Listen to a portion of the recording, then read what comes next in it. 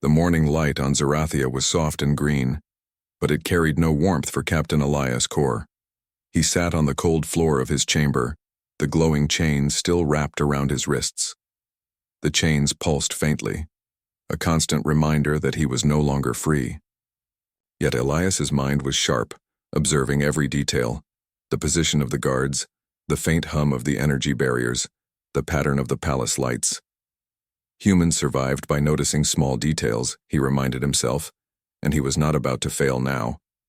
The room door slid open silently, revealing Princess Lyra. She moved like a shadow, graceful and careful, yet there was an urgency in her glowing eyes. "Good morning," she whispered, kneeling beside him. "Morning," Elias said, forcing a small smile. "Sleep well?" Lyra shook her head. "I could not. I kept thinking, what if something happened to you last night? What if the Queen punished you?" Elias's lips tightened. Punishment was already evident in the chains, but humans were resilient. "I am fine. My mind is clear. And if they punish me further, I will adapt. Humans always do." Her gaze softened. "You saved my life, with your blood. No one in Zerathia would dare such a thing. And yet, here you are, chained." "I am chained because humans are unpredictable," he said bluntly. "Your queen fears what she cannot control, but don't worry, I can survive it and I can protect you, even in these chains." Lyra's hands hovered above the glowing restraints, as if she could undo them with a thought. She could not, but she wanted to try. "I wish there was a way to free you," she said softly. "I cannot bear seeing you like this." Elias leaned back, observing her. Humans understood limits, but also possibilities. He would need to earn her trust, learn the palace secrets, and survive the Queen's watchful eyes. "We will find a way," he said. "Humans always do. But for now, we wait, we learn, and we plan." The palace was vast and beautiful, but it was also full of dangers. Every corridor was monitored, every window overlooked by guards. Even the garden outside his chamber was a maze of crystal paths and energy barriers. Humans survived by turning challenges into advantages, and Elias had already begun noting weaknesses in the guards' routines. Lyra stayed with him until the first sunbeam hit the room.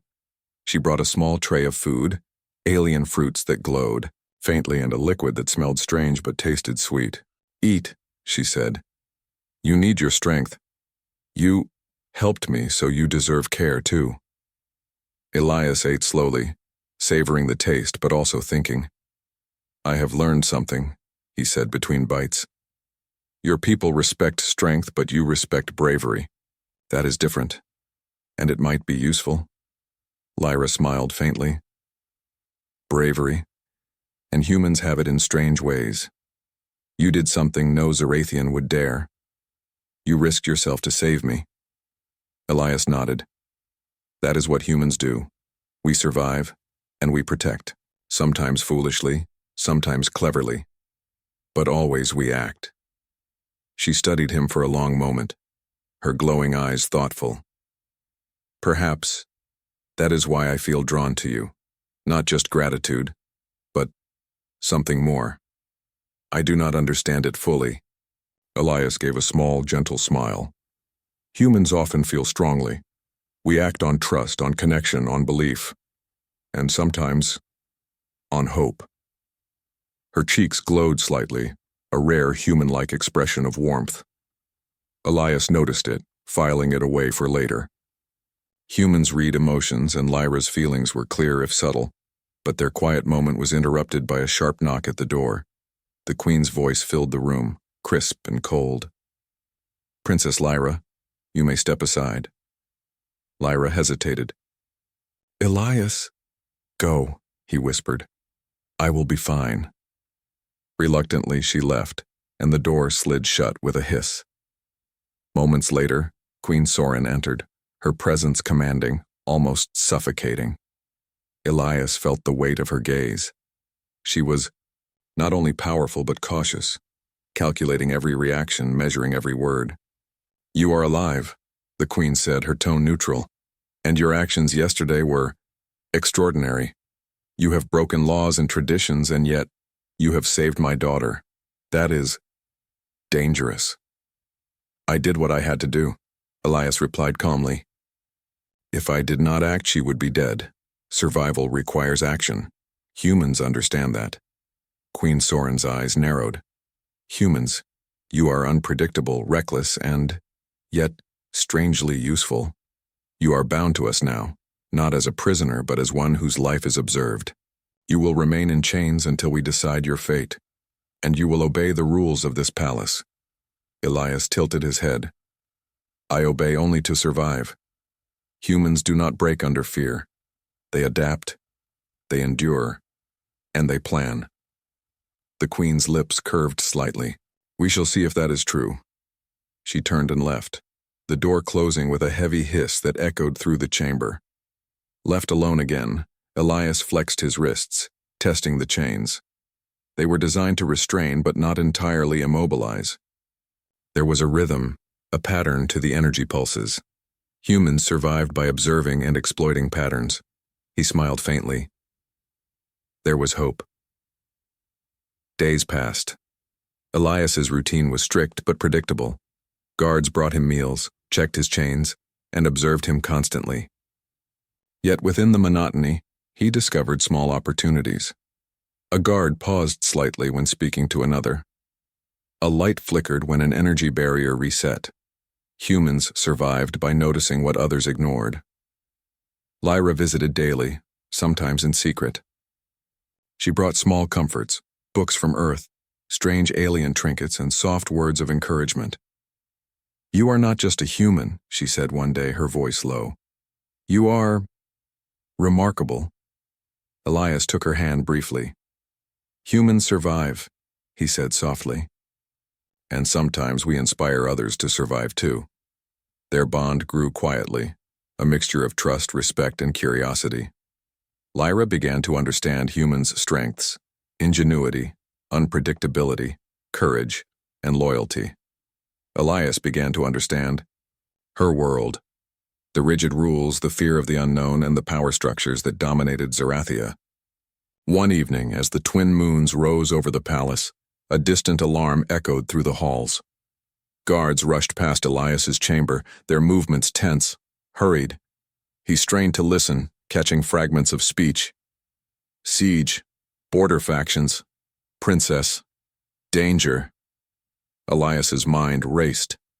Humans acted quickly under pressure. Even chained, even observed, he could still make a difference. He listened to the guards, noting their patrol routes, their weapons, their weaknesses. Lyra arrived moments later, her glow dimmed by worry. Elias, there are rumors. Some factions want to take me. The palace may be attacked. What can we do? He studied her face, his mind calculating. Humans survived in impossible situations by thinking ahead. We prepare, he said simply. We use what we have. We turn fear into advantage. Chains cannot stop the mind, princess. Her eyes widened. Chains cannot stop the mind? Elias nodded. Never. Humans survive by thinking, by acting, by refusing to give up. We adapt, we endure, and we protect those we care about. Lyra looked at him, admiration and hope mixing in her glowing eyes. Then we will survive, and together? Together, he agreed. And when the time comes, we will show them what humans are capable of. That night, Elias lay on the floor, chains glowing faintly in the green moonlight. He felt the weight of captivity, yes, but also the spark of possibility. Humans survived chains, humans survived fear, humans survived impossible odds, and he was determined to prove it. Outside, the palace was alive with whispers of danger. The rival factions were approaching. The humans' ingenuity and courage were about to be tested in a world that had never seen their kind at full strength.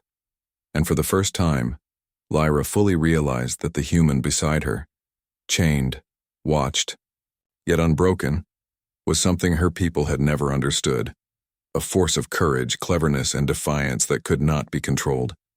Humans survived, and humans would act. The planet Calith was a world of chaos.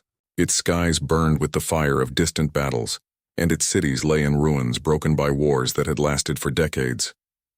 Smoke rose from shattered towers, and the cries of the injured echoed across the plains. For most humans, Calith was nothing but a dangerous, abandoned planet. But for Ethan Carter, it was another mission. Another job to be done. Ethan was a human mercenary. He had worked in more alien territories than he could count, but Calith was different. The local factions were ruthless. Their technology far surpassed human weapons in many ways, and the rules of engagement were brutal. Yet Ethan was calm. He had survived worse. His job today was simple: deliver supplies to a neutral colony on the outskirts of the war zone. As his ship descended through the red-tinted atmosphere, Ethan's sensors picked up movement below. At first he thought it was a patrol. Then he saw the small figure crouched among the rubble. It was a child. The child's skin shimmered faintly under the sun, a pale green that marked her as part of one of Calith's elite families. Her eyes were large and golden, filled with fear. She clutched a small bundle tightly as if it were her only treasure. Ethan's instincts kicked in. He landed his ship a few meters away and exited cautiously, keeping his hands visible. "Hey," he called gently. "I'm not here to hurt you." The child flinched but did not run. Ethan crouched down, careful not to seem threatening. "It's okay. I can help." Suddenly a shadow fell across the rubble. Several alien soldiers appeared, their armor dark and menacing. They carried strange energy weapons that hummed ominously. They were not friendly. Ethan's mind raced. The child was in danger. Without thinking, he stepped in front of her, raising his arms. "Back off."